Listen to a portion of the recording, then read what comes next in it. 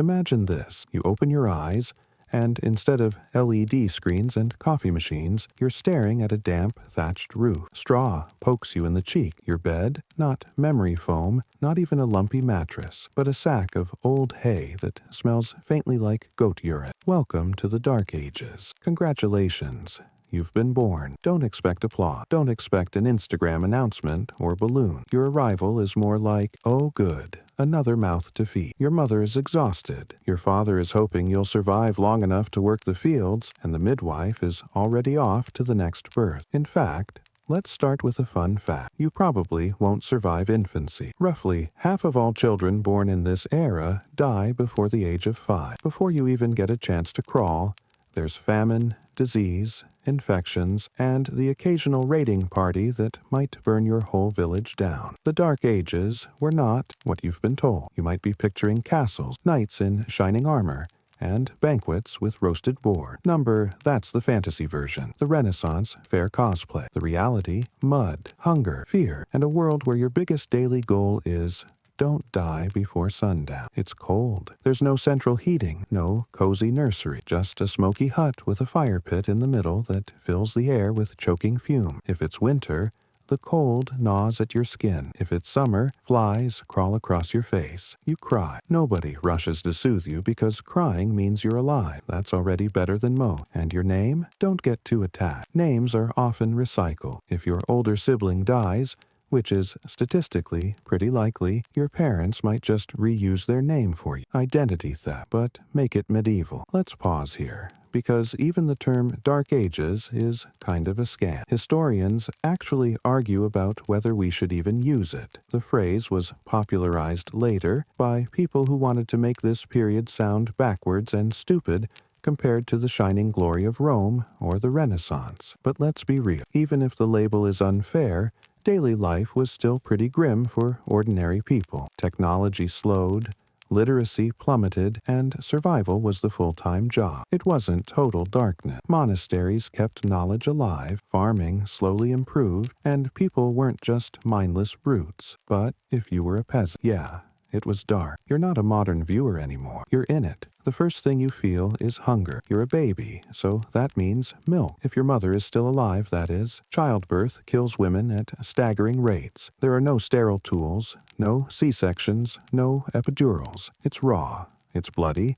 And often it's fatal. If she makes it, she'll breastfeed you until you're 3 or 4. Formula doesn't exist. Cow's milk is risky, so you cling to your mother like your life depends on it. Because it does. Around you, the hut is shared with family, maybe even animals. Chickens, a goat, pigs, if you're lucky. They sleep inside too, because body heat is valuable. Your house smells like smoke, manure, and damp wool. You don't get a childhood in the modern sense. No playgrounds, no cartoons. No, what do you want to be when you grow up? The answer is alive. Alive would be great. If you survive past age 5, congratulations. You're basically a full-time worker now. You haul water from the well. You scare crows from the crops. You pick up firewood. Play exists, sure, but it's often mixed with labor. Games involve sticks, stones, and maybe wrestling in the mud. Toys are not really a thing. And school? Forget it. Unless you're the son of a noble or the child of a monk, you will never see a classroom. Literacy rates are abysmal. Reading is wizardry. Books are hand-copied manuscripts, rare and precious. To most peasants, the Bible is a thing priests chant in Latin, incomprehensible,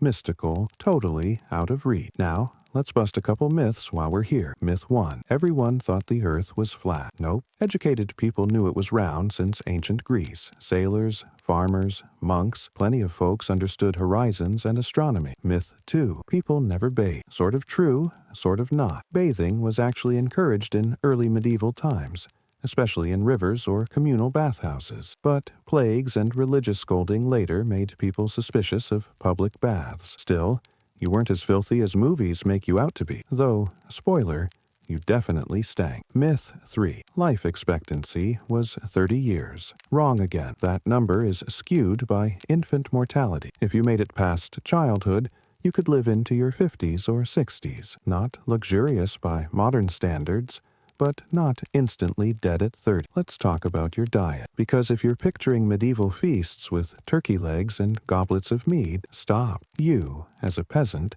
are eating gruel, a porridge of barley, rye, or oats, maybe some pea, maybe, on a good day, a hunk of bread so hard you could knock someone unconscious with. Meat? Almost never. That's for nobles. You might get bacon if your family raises pigs, but otherwise your protein is beans and dairy. Milk, cheese, egg. Fruits and vegetables exist, of course, but mostly the humble ones. Cabbage, onions, turnips, banquets with swans and peacocks, not your life. Your treat is honey, if you can find it, or ale. Yes, even as a child. Water is often unsafe, so watered-down beer is the standard drink. Imagine sipping beer at age 6 because hydration is life. By now, you're starting to realize the Dark Ages weren't just dark. They were also soaked, drowned, really, in religion. From the moment you're born, your life is wrapped around the church. Baptism, Massachusetts feast days, fasting days, every decision framed by sin, salvation, heaven, hell. Your priest is one of the few literate people in your world. He interprets the Bible, sets the moral code, and sometimes terrifies you with sermons about eternal damnation. Hell isn't a metaphor here. It's as real as the ground beneath your feet. Fire and demons are waiting for you, unless you live correct. Spoiler. Living correctly usually means working hard, obeying authority, and giving a cut of your harvest to the church. So here you are, a child in the Dark Ages. Every day you wake up in a world where safety is a luxury. Vikings might raid your village. A bad harvest might starve your family. A plague could sweep through and take you out in a week. But you don't think of it as bleak. This is your normal. You laugh with siblings. You chase chickens. You listen to folk tales around the fire. You wonder about saints,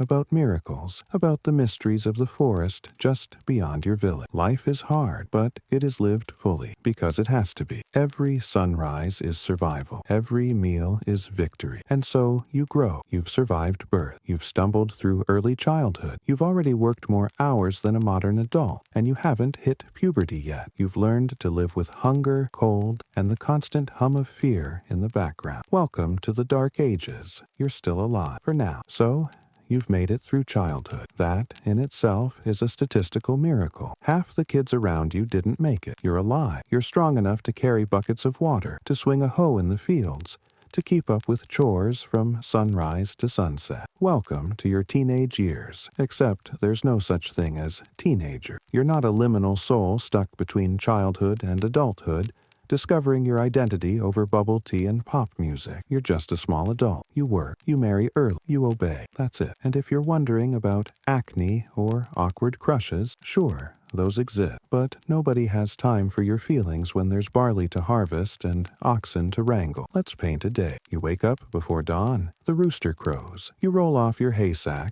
your back already aching even though you're 15. There's bread to eat, stale, dipped in ale to soften it, and maybe an onion. That's breakfast. Then it's out to the fields. If it's spring, you're sowing seeds. Summer, you're weeding. Autumn, you're harvesting. Winter, you're praying the harvest was enough to last. Work doesn't stop for birthdays, weekends, or holidays, except for church feast days, and even then, there's often chores before and after. Your hands are blistered. Your nails are black with dirt. Your skin is weathered from the sun. If you live near the forest, maybe you're chopping wood or hunting rabbits. If you live by the sea, maybe you're fishing, gutting, salting your catch for storage. There's no such thing as career choice. You do what your family does. If your father's a farmer, you're a farmer. If he's a blacksmith, you're heating iron at the forge. If he's a serf bound to the land, you are too. Your destiny is locked in at birth, sealed like a bad deal you can't renegotiate. Puberty arrives,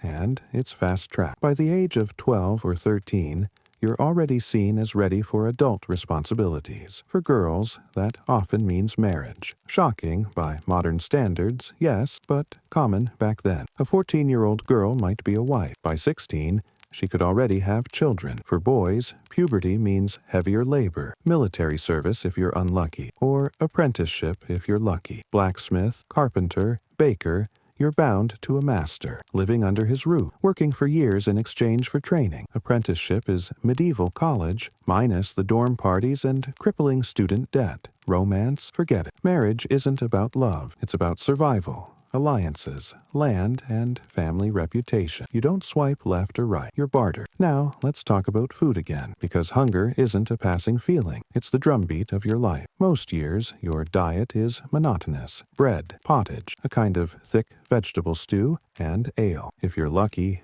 cheese. If you're very lucky, bacon. And if it's a feast day, you might get actual meat, roasted over the fire until your mouth waters. But if the harvest fails, famine. And famine isn't poetic. It's slow, gnawing misery. You eat bark, you boil weeds. Some records even mention people grinding up bones to make flour. There's no food bank, no relief trucks, no government stimulus package. There's just hunger, and it kills. But hunger is only half your problem. The other half? Disease. Let's set the scene. You have a toothache. Your molar is rotted. In the modern world, you'd pop Advil and see a dentist. In the Dark Ages, you go to a local barber surgeon who might yank it out with pliers while you bite a stick. Or maybe you see a wise woman who gives you an herbal poultice. Maybe it works. Maybe it doesn't. Infections kill. A small cut from chopping wood could fester, turn black, and end your life. Childbirth kills women, fevers kill children, coughs kill old men. Nobody knows about germs, about bacteria, about sanitation. They just know sickness come, and sometimes prayers or charms work, sometimes they don't. And then there are the big ones. Plagues, waves of disease sweeping through villages, leaving the corpses piled in ditches. The Black Death won't arrive until later, 14th century, but other epidemics are still frequent. Measles, smallpox, dysentery, malaria, typhoid. Basically, the Dark Ages are one giant petri dish. So, how do you deal with all this misery? Religion. The church is the lens through which everything is understood. The harvest failed, God's punishment. You're sick, maybe it's sin. War is holy. Death is divine will. Every fear and every hope gets funneled into theology. You spend hours in church. Bells ring out daily. Feast days and saints' days fill the calendar. You kneel, you chant, you confess. And if you can't read Latin, which you can't, you rely on priests to interpret the Word of God. And the church isn't just about prayer, it's politic. It owns land. It collects tithe, basically taxes. It dictates morality, from who you can marry to what you can eat on Fridays. It offers comfort, yes, but also control. Heaven is the carrot. Hell is the stick. Let's not forget about war, because while you're toiling in the fields, somewhere nearby, lords and kings are fighting over land. If you're a peasant, you don't fight in gleaming armor with shining swords. You're cannon fodder, except cannons don't exist yet. You're handed a spear or a pitchfork and shoved into battle lines. Armor? Too expensive. Horses? Forget it. You're basically human mulch, waiting to be cut down. And war isn't clean. It means villages burned, crops stolen, livestock slaughtered, women assaulted, and families scattered. Even if you never hold a sword, war finds you. And yet, people laugh. They had to. Dark humor isn't new. Picture it. Peasants joking about their lousy bread, about their lord's ridiculous fashion, about farting in church, jesters in noble courts making bawdy jokes, drunken songs sung at festivals. Because even in a world this bleak, humans cling to laughter. It's either that or cry, and tears don't fill bellies. Don't get me wrong, life wasn't only suffering. There were moments of joy, festivals with dancing and music, weddings with feasts, storytelling by the fire, the thrill of seeing a traveling troupe of performers or hearing a bard sing, children playing games with bones and sticks, lovers sneaking glances in the fields. It wasn't endless gloom. It was survival threaded with sparks of humanity. And sometimes those sparks were enough. Let's fast forward. You're in your 30s. You've outlived many of your peers. Your body is weathered like old leather. Your teeth are mostly gone. Your back aches every day. You've seen famine, plague, death. You've buried children, maybe even a spouse. You keep going. Because what else is there? Life is work. Work is survival. Survival is hope. Hope for a good harvest. Hope for rain. Hope that maybe your children will outlast you. So here you are, grown, hardened, still alive. You've endured hunger, plague, and endless labor. You've bowed before priests, survived raiders, laughed with friends, maybe even fallen in love in some quiet, unexpected moment. But don't get comfortable. The Dark Ages never let you rest easy. Old age is coming. Decline is coming. Death is coming. And that's where we'll go next. So, you've survived childhood, adolescence, and the grind of your working years. That already makes you an outlier. You've beaten the odds. Congratulations. You are now middle-aged in the Dark Ages. And here's the first shocker. You probably feel ancient. Your body has endured decades of toil. No ergonomic chairs, no stretching apps, no ibuprofen, just constant bending, hauling, cutting, sweating. You've been worn down like a boot sole. Your teeth, mostly gone, rotted out by coarse bread full of stone grit from the mill. Your joints ache. You limp a little. Your hair is thinning. People your age aren't running marathons. They're hobbling to church, leaning on sticks, praying they won't catch the next fever. By now, you might have your own patch of land. Or maybe you're still bound as a serf to some lord. If you're lucky, you're a freeman. If you're really lucky, you're in a town, working a trade, part of a guild. Most likely, though, you're still in the same mud-walled village you were born in. Your status hasn't changed. Social mobility is nearly impossible. Nobles are nobles forever. Peasants are peasants forever. No amount of hard work makes you a knight. The ladder of opportunity doesn't exist, and yet you find pride where you can, in a good harvest, in children who survive infancy, in a warm fire on a winter night. Pride, not in self-actualization, but in staying alive. Family is everything, but it's also fragile. You've probably buried children by now. Child mortality is merciless. Out of 6 or 7 children, maybe 3 live to adulthood. Each loss scars you, but you keep going, because you must. Marriage is less about romance than survival. Your spouse is your partner in labor, in fields, in hearth, in bed. Affection grows from necessity. Sometimes, sure, there's love, but often there's just endurance. And community matters. Neighbors help each other because without that web of support, you're done. You share tools, stories, gossip. You attend each other's funeral because death is the one event everyone attends. Adulthood in the Dark Ages often means brushing up against war, even if you're not a soldier. Your taxes fund lords' conflicts. Your food is taken for armies. You hide in the woods when raiders sweep through. You hear rumors of crusades, of holy wars called by distant popes. If you are conscripted, the experience is brutal. No clean strategy, no modern logistics, just chaos. Armies live off the land, which means pillaging the very peasants they are supposed to protect. You march for weeks, hungry, cold, armed with a spear and blind faith. And if you fall in battle, your body lies in the mud. No grave, no marker, forgotten. And then comes the slow fade. If you reach your 50s, people call you old. Your face is lined like tree bark. Your back curves. Your hearing dims. You tell stories by the fire about times of famine, about saints, about omens in the sky. Younger villagers listen, half with respect, half with impatience. There is no retirement. You work until you drop. Too weak to farm, you mend tools, watch children, spin wool. Too weak even for that. Then you sit by the fire, hoping your family feeds you. There's no pension, no health care, no safety net. Your worth is tied to your labor, and sickness comes more often now. Coughs linger. Fevers burn hotter. A wound heals slower, or not at all. Old age in the Dark Ages is not a golden era. It's a slow battle with the body, fought without doctors, without medicine, without mercy. Finally, death arrives. Maybe it's a sudden fever. Maybe it's famine. Maybe it's war. Maybe you simply stop waking up one morning, worn out by decades of toil. And here, finally, the Dark Ages give you something beautiful. Ritual. Your body is washed, shrouded, and placed in the churchyard. Bells toll. Neighbors gather. The priest intones Latin words you never understood but always found comforting. Candles flicker. Dirt falls on your coffin, or maybe just on your body wrapped in linen. The afterlife looms large. Heaven or hell. Salvation or damnation. You lived in fear of it your whole life. Now you find out which one it is, and maybe,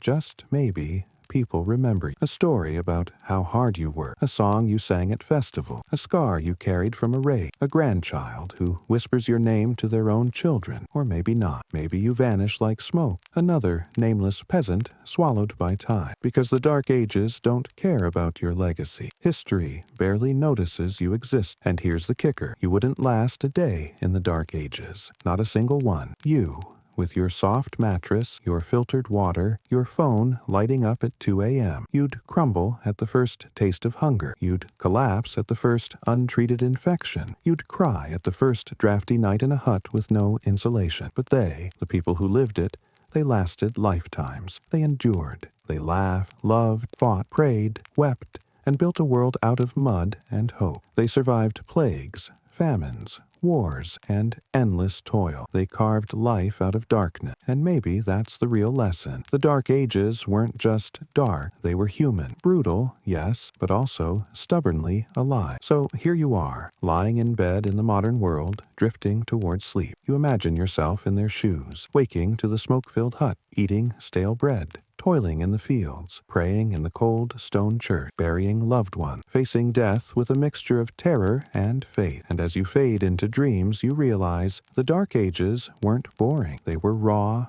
relentless, and full of strange, aching beauty. You wouldn't last a day, but they did. And that's why you're here now. Sleep well.